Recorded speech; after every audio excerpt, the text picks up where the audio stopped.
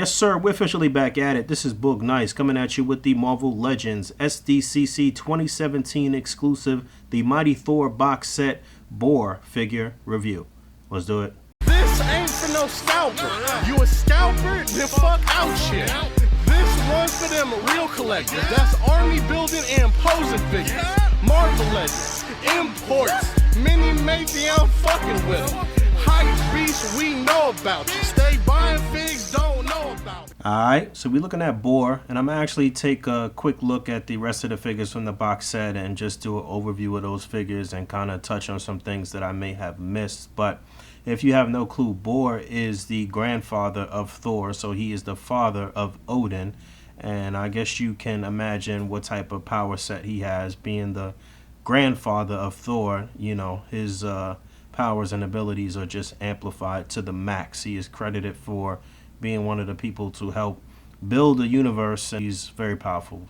Super strength, stamina, durability, a crazy healing factor.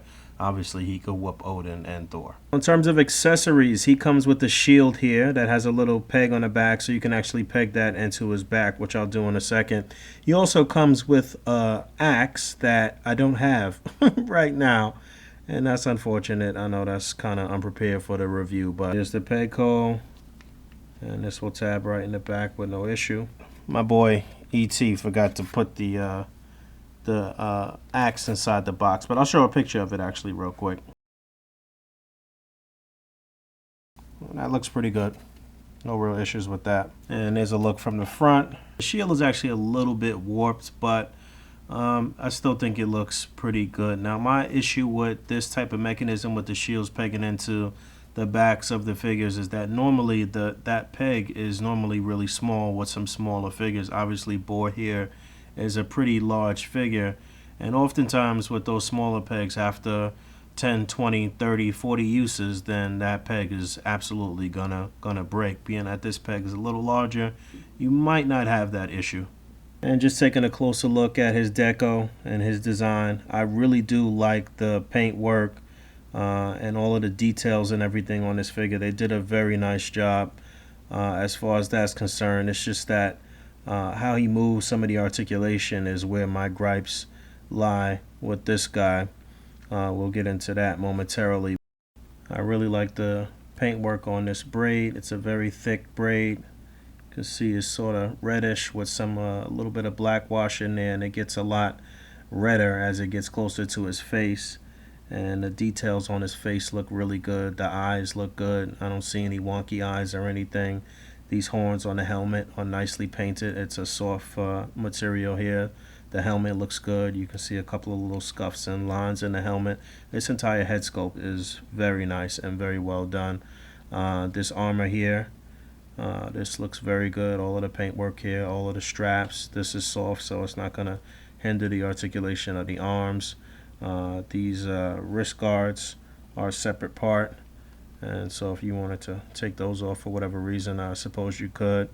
And then his little loincloth, I guess that's what you would call this. This buckle is painted. Everything here looks good. This is all a soft material, so that's not going to hinder any of the leg articulation. I like how they did 2 layers here, and this bottom layer is softer, but everything here looks very good. The wraps around the legs, I think it's pretty accurate to his comic book counterpart. I think they probably could have put a little more detail on the boots, but I suppose this is how they look when he's drawn in the comics. But all of these wraps look weathered, worn down. You know, I don't really have too many issues with the paint work on pretty much all of the figures throughout this set. I think they all look pretty damn good. This head is on a ball joint. You can pop it off, so you see how that looks. You're only going to get forward and back about that far. No real left to right as far as this entire peg moving, but the head can kind of pivot on that joint, move left and right, do a full 360. It'll look down just about that far, and he won't really look up too far. So you're not going to get a really good range of motion on the head and neck. That's pretty much it. Now, these arms, I hate this. This is one of my pet peeves. This is one of the things I always talk about with figures. If the arms cannot rest completely at the side, then that's just a fail to me. I don't like these arms. I feel like these arms may have been used before for some other figure. I can't really call it right this moment. If you know, let me know in the comments below. but the fact that they can't rest completely at the side is one of my first gripes. And then the shoulders are going to come up just about that far, which is pretty decent. You get a upper bicep swivel. There is only a single jointed elbow, and that is something that I really don't like as well. But the arm will rotate on that joint. You do get a hinge and a swivel on the wrist, so it's the same thing on both sides as far as the arms. Not the greatest range of motion, especially for a character that's going to be wielding a sword or axe or whatever the case may be. I really don't like that.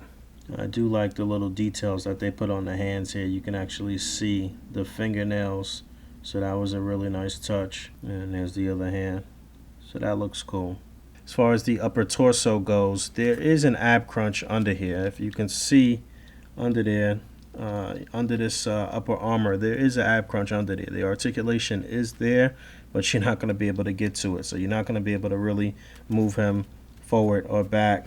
But he does have rotation at the waist, and that's pretty much it. It'll kind of, I guess, rotate a little bit, but that's it. It's unfortunate that they couldn't find a way to give him the ab articulation with the armor on. I know that would have been hard. It would have broke up the scope or whatever, but that's pretty much all you get in the upper torso. As far as the pelvis or the lower torso goes, I feel like this may be the same pelvic area and legs from maybe Absorbing Man. I'm not 100% sure on that, but that's kind of how it looks with these ball joints here at the pelvis. So you can get the legs to actually go up pretty far, and again, this sort of loincloth is a pretty soft plastic, so it's not going to hinder the legs moving forward or back.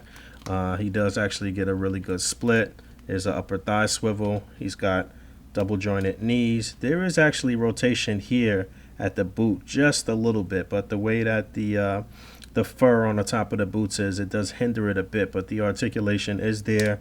You do get a hinge on the foot, and you do get a pivot, and that's pretty much it. I really do wish he had a greater range of motion. I'd really like to get this guy in some jumping poses, wielding the axe and things like that, but you're not going to get that much out of him. A couple of quick size comparisons, or a few or some size comparisons here, and I guess I'll do size comparisons with the other figures in the set first, and then talk about some things that I may have missed with those figures. So Ulik here on the left, as you can see, Borr is a pretty big figure. He's the tallest figure in the set, whereas Ulik has the most girth, but Borr is a very big figure, as is Ulik, and like I mentioned in the Ulik review, it's almost like you getting a Build-A-Figure or two Build-A-Figures in this set for $100, so that's not bad at all. But anyway, as far as Ulik is concerned, I think it's a great figure from the set.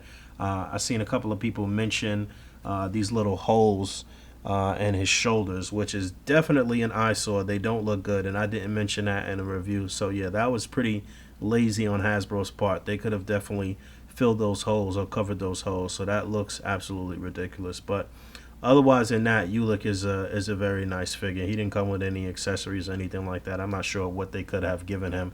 I mean, his accessories are pretty much built in to the figure, which are those kind of Uru knuckles things that he has there. I want to keep wanting to call them brass knuckles, but yeah, so there's that. And then there's Borr next to Thor Odin's son on the right, which I really like. There was a lot of discussion in the comments of his review video about which body this is.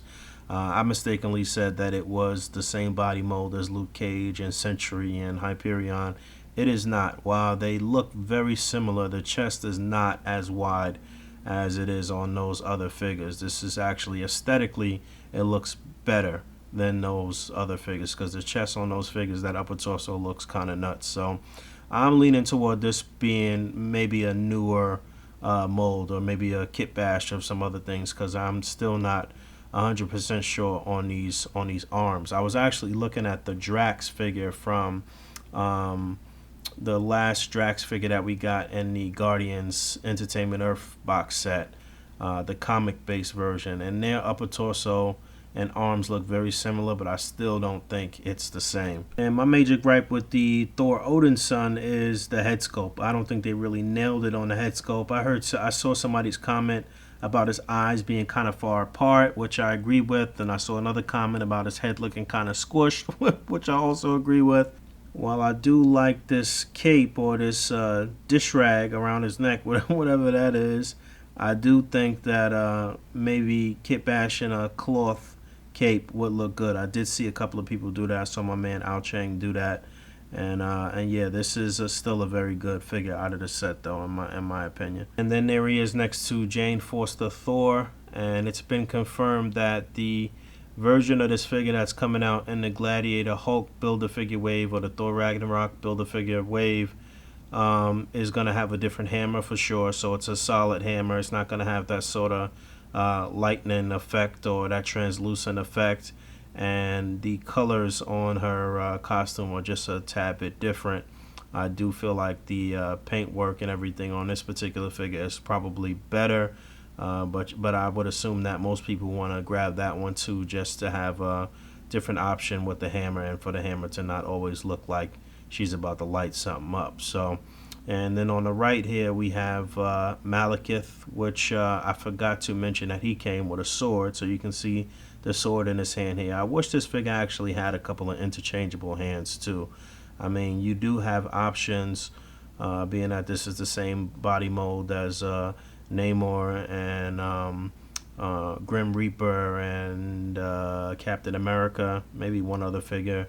So if you wanted to use those hands and kind of paint them up in this blue tone, then I guess that's an option, but you know, that's not going to be easy to match that up. There he is next to Blastar, which is a figure I haven't broken out in a long time now. And there he is next to the Absorber Man Build-A-Figure. I'm still not really sure about the legs. They look kind of similar as far as the pelvis and the legs. The feet might be different. And then they might have just added on some sculpting on the with the wraps around his shin and calves there. So definitely a good looking set here. One I would highly recommend. I see that Hasbro Toy Shop updated their site today, and the set is up there. Obviously, it's not available for purchase yet. Again, I'm hearing that the date that they're supposed to be available is August the 14th, which is exactly 2 weeks from today if you're watching this on the day that it airs. And so you got to be prepared for that. Only $99.99 for the set. I assume that the shipping will be about $20 or so in the US. Don't quote me on that, but I still do think that this set is a great value, and it'll be a great way for you to get a couple of these characters that I know will not show up at retail. Now, which characters those are going to be, not 100% sure yet. The only one that we know for certain that's showing up again is Jane Foster Thor. I mean, there is another version of the Thor Odinson, the younger version, which still uses the same body mold but a different paint scheme. Borr is probably one that I don't think that will show up again.